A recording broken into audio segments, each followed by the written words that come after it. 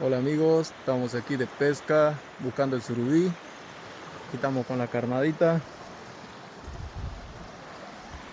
Estamos con una anguilita, no pudimos conseguir más. Con la carnada tenemos un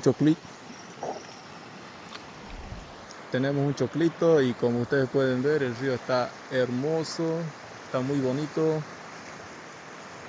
Y a ver, vamos a probar si es que pescamos un surubí o alguna cosita.